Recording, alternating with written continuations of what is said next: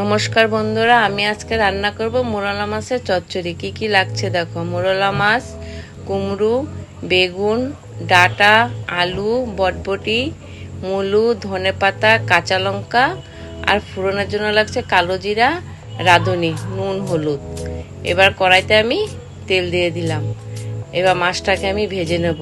এই রান্নাটা আমি আমার শাশুড়ি মার কাছ থেকে শিখেছি। মাছটা আমার ভাজা হয়ে গেছে, এবার আমি তুলে নেব। এবার তেলের মধ্যে রাঁধুনি দিয়ে দিলাম। রাঁধুনিটা একটু লাল লাল হয়ে গেলে পরে তারপর কালো জিরাটা দিয়ে দেব। কালো জিরাটা একটু হয়ে গেলে তারপরে আমি এক এক করে সবজিগুলি দিয়ে দেব। বটবটি, মুলো, ডাঁটা সব সবজি দিয়ে নেড়ে চেড়ে নেব। নুন হলুদ দিয়ে 5 মিনিট ঢাকা দিয়ে দেব, তাইলে সবজিগুলি সব নরম হয়ে যাবে।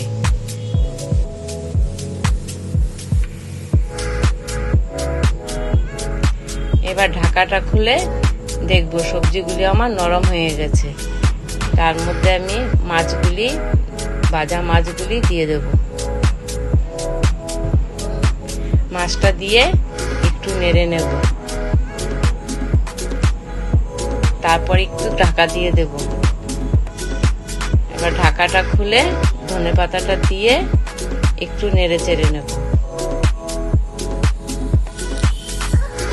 এই খাবারটা খেতে খুব সুস্বাদু খাবার। এবার আমার রান্নাটা হয়ে গেছে, একবার খেয়ে দেখবে কেমন।